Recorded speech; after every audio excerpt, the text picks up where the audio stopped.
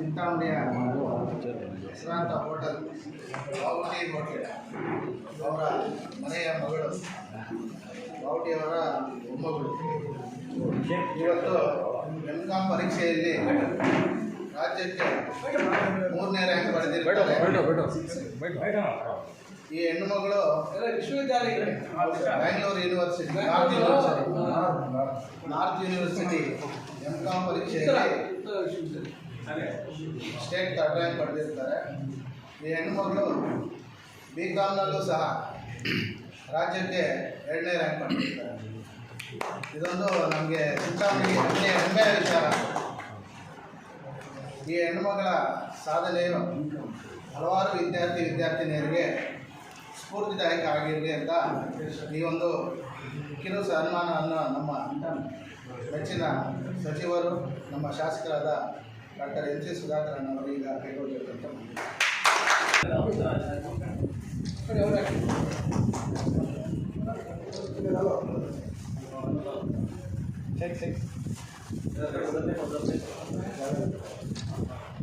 hari iba goceng dua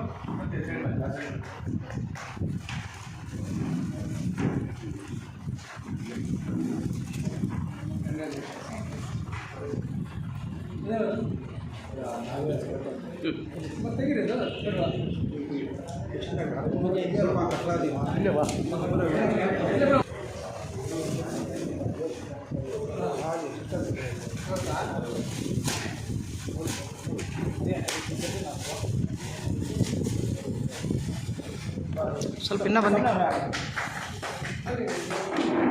ಚಪ್ಪಾಳೆ ತರಬೇಕು.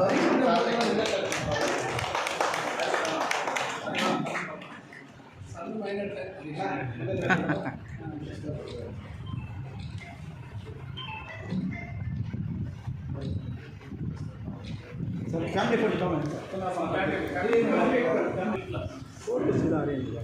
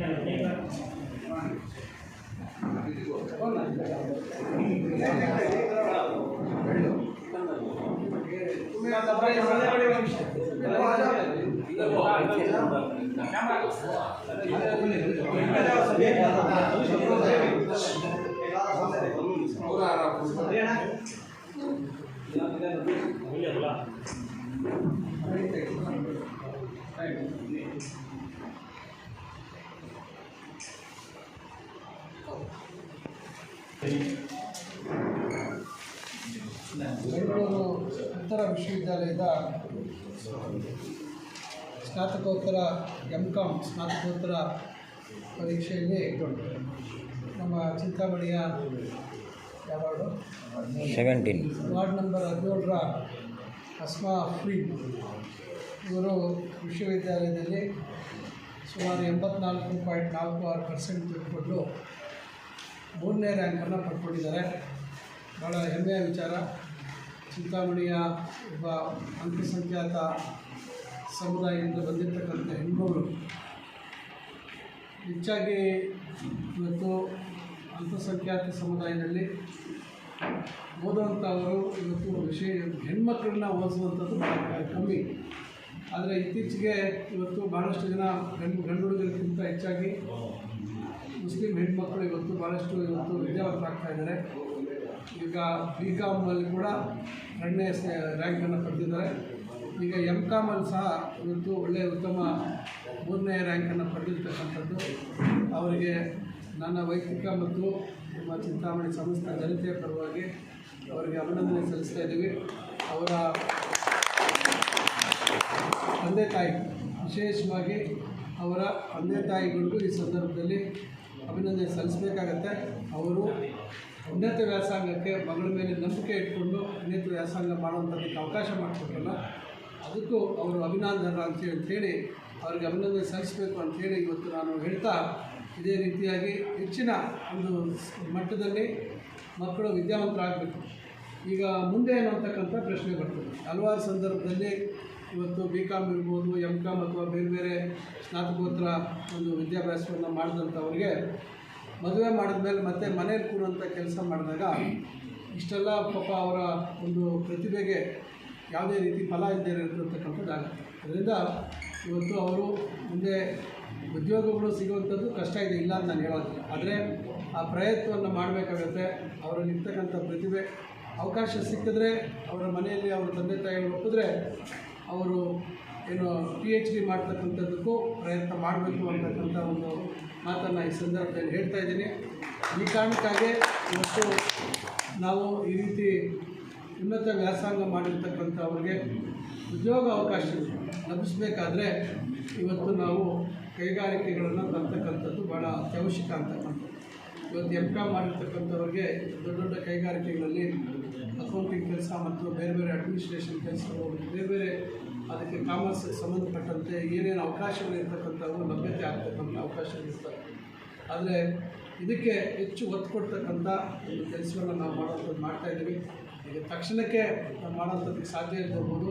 ಇನ್ನು 1-2 ವರ್ಷದಲ್ಲಾದರೂ ಖಂಡಿತ ಇದಕ್ಕೆ ಏನಾದರೂ ಒಂದು ಮಾರ್ಗೋಪಾಯ ನಾವು ಕಂಡುಹಿಡ್ಕೊಂಡು ಕೈಗಾರಿಕೆಗೂ ಪ್ರಾರಂಭ ಆಗುವಂಥದ್ದು ಆಗಬೇಕು. 2 ವರ್ಷದಲ್ಲಿ ಕೈಗಾರಿಕೆಗೂ ಪ್ರಾರಂಭ ಆಗಬೇಕು. ಪ್ರಯತ್ನಗಳೀಗಾಗಲೇ ಮಾಡ್ತಾಯಿದ್ದೀವಿ. ಈಗ 1 ವರ್ಷ ಕಳೆದಿದೆ, ಹಲವಾರು ಪ್ರಯತ್ನಗಳು ಮಾಡಿದ್ದೀವಿ. ನಾವು ಇನ್ನು ಕೈಗಾರಿಕೆಗಳು ತರುವಂಥದ್ದಕ್ಕೆ ಮುಂದಿನ ದಿವಸಗಳಲ್ಲಿ ನಾವೆಲ್ಲ ರೀತಿ ಒಂದು ಒತ್ತಡ ಆಗ್ತಾಯಿದ್ದೀವಿ. ಅದರಿಂದ ಈ ರೀತಿ ಮಕ್ಕಳು ವಿದ್ಯಾವಂತರಾದಂಥ ಸಂದರ್ಭದಲ್ಲಿ ಅವರಿಗೆ ಕೆಲಸ ಸಿಕ್ಕಿದಾಗ ಆ ಸಂಸಾರದಲ್ಲಿ ಒಂದು ಬದಲಾವಣೆ ಆಗುತ್ತೆ. ಆರ್ಥಿಕವಾಗಿ ಆ ಒಂದು ಮನೆಯ ಒಂದು ಬದಲಾವಣೆಯ ದಿಕ್ಕಿನಲ್ಲಿ ಸಾಗ್ತಕ್ಕಂಥದ್ದಾಗುತ್ತೆ. ನಂತರ ಅವ್ರ ಮಕ್ಕಳು ಈ ರೀತಿಯಾಗಿ ಸಮಾಜದಲ್ಲಿ ಒಂದು ಪರಿವರ್ತನೆ ಆಗ್ತಕ್ಕಂಥ ಅವಕಾಶಗಳು ಹೆಚ್ಚಿದ್ದಾವೆ ಅಂತಕ್ಕಂಥ ಮಾತನ್ನು ಹೇಳಿ, ಮತ್ತೊಮ್ಮೆ ನಮ್ಮ ರಾಜ್ಯದ ಮುಖಂಡರು ಎಲ್ಲರೂ, ನಮ್ಮ ಕೌನ್ಸಿಲರ್ ಹರೀಶ್ ಆಗ್ಬೋದು, ಸಾದಿಕ್ ಅವರಾಗ್ಬೋದು, ಇತರೆ ನಮ್ಮ Sami ನಾಮನಿರ್ದೇಶಕ ಸದಸ್ಯರಾಗಿರ್ತಕ್ಕಂಥ Sami, Akmal, Nagaraju, ಸಿಕಂದರು, ಸಬ್ರೇಜು,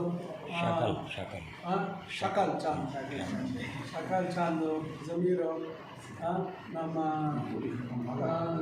Maula right Sab cooling class ಕೂತಿದ್ದಾರೆ ಆಪರೇಷನ್ ಮಾಡಿ. ಅದರಿಂದ ನಮ್ಮ ಮೇಡಮ್ ಯಾವುದು ರಸೂಲ್ ಇವರೆಲ್ಲರೂ ಇವತ್ತು ಈಗ ಅವ್ರಿಗೆ ಸನ್ಮಾನ ಮಾಡಬೇಕು. ಮುನಾವರು ಕೂಡ ಬಂದಿದ್ದಾರೆ ವಿಶೇಷವಾಗಿ. ಅವ್ರಿಗೆ ಸನ್ಮಾನ ಮಾಡಬೇಕು, ಪ್ರೋತ್ಸಾಹ ಕೊಡಬೇಕು ಅಂದರು. ಇದು ಒಳ್ಳೆಯ ಒಂದು ಕೆಲಸ. ಮುಂದೆ ಘಟಿಕೋತ್ಸವ ಆಗುತ್ತೆ, ಕಾನ್ವೊಕೇಶನ್ ಆಗುತ್ತೆ. ಆಗ ಬಹುಶಃ ನಾನೇ ಇರ್ತೀನಿ ಅಂತ ಹೇಳ್ತಾ ಇದ್ದೀನಿ. ನಾನು ಒಂದು ಅವ್ರು ಇರ್ತೀವಿ. ಅವತ್ತು ಅವರಿಗೆ ಅಲ್ಲಿ ವೇದಿಕೆಯಲ್ಲಿ ಕೂಡ ಅವರಿಗೆ ಚಿನ್ನದ ಪದಕ ಕೊಡುವಂಥದ್ದಿದ್ದಾಗ ಅವರಿಗೆ ಸಂದರ್ಭದಲ್ಲಿ ಗೌರವ ಜೊತೆ ನಾನು ಇರ್ತೀನಿ. ಅದರಿಂದ ಒಂದು ಒಳ್ಳೆಯ ಇದೊಂದು ಕಾರ್ಯ ಅಂತ ಈ ಸಂದರ್ಭದಲ್ಲಿ ಹೇಳಿ, ಇದೇ ರೀತಿ ಬೇರೆಯವ್ರಿಗೆ ಈ ನಮ್ಮ ಅಸ್ಮಾ ಅಫ್ರೀನ್ ಪ್ರೋತ್ಸಾಹ ಆಗಲಿ. ಬೇರೆ ಮುಸ್ಲಿಮಾನ್ ಸಮುದಾಯದಲ್ಲಿ ಇರ್ತಕ್ಕಂಥ ಬೇರೆ ಹೆಣ್ಮಕ್ಳು ಇರ್ಬೋದು, ಬರೀ ಹೆಣ್ಮಕ್ಳೇ ಅಲ್ಲ, ಗಂಡು ಹುಡುಗರು ಓದಬೇಕು. ಏನು ಮನಸ್ಸು, ಗಂಡು ಹುಡುಗರು ಓದ್ತಾ ಇಲ್ಲ. ಗಂಡು ಹುಡುಗರು ಓದಿದ್ರೆ ನಾಳೆ ಬೆಳಗ್ಗೆ ಈ ರೀತಿ ಹೆಚ್ಚು ಓದಿರ್ತಕ್ಕಂಥ ಹೆಣ್ಮಕ್ಳಿಗೆ, ವಿದ್ಯಾವಂತ ಹುಡುಗರು ಮದುವೆ ಆಗಲಿಕ್ಕೆ ಅವಕಾಶ ಆಗುತ್ತೆ. ಯಾವಾಗ ಗಂಡು ಹುಡುಗರು ಓದಲಿಲ್ಲ ಅಂದರೆ ಇಂಥ ಮಕ್ಕಳು, ಹೆಣ್ಮಕ್ಳು ಓದಿದಾಗ ನಾಳೆ ಅವ್ರಿಗೆ ಒಳ್ಳೆಯ ವರ ಸಿಕ್ಕೋದಿಲ್ಲ. ನಾಳೆ ಬೆಳಗ್ಗೆ ಅವ್ರು ಓದಿರೋಂಥದ್ದಕ್ಕೆ ಮತ್ತೊಂದಕ್ಕೆ ಪ್ರೋತ್ಸಾಹ ಕೊಡ್ತಕ್ಕಂಥ ಆಲೋಚನೆ ಇರ್ತಕ್ಕಂಥವ್ರು ಸಿಗದೇ ಇರುವಂಥ ಸಮಸ್ಯೆ ಆಗುತ್ತೆ. ಅದರಿಂದ ನೀವೆಲ್ಲ ಏನು ನಮ್ಮ ಮುಖಂಡರಿದ್ದೀರಾ, ನೀವು ಮಕ್ಕಳನ್ನು, ಗಂಡು ಹುಡುಗರನ್ನ ಓದಿಸೋದಕ್ಕೆ ನೀವು ಹೆಚ್ಚು ಇದು ಮಾಡಬೇಕು. ಹೆಣ್ಮಕ್ಳು ಅವರೇ ಓದ್ತಾ ಇದ್ದಾರೆ, ನೀವು ಯಾರು ಹೇಳೋಷ್ಟಿಲ್ಲ ಈಗ. ಅದರಿಂದ ಈ ರೀತಿ ಬದಲಾವಣೆ ಆಗಬೇಕು ಸಮಾಜದಲ್ಲಿ ಅಂತಕ್ಕಂಥ ಮಾತೇಳಲಿಕ್ಕೆ ಬಯಸ್ತಾರೆ.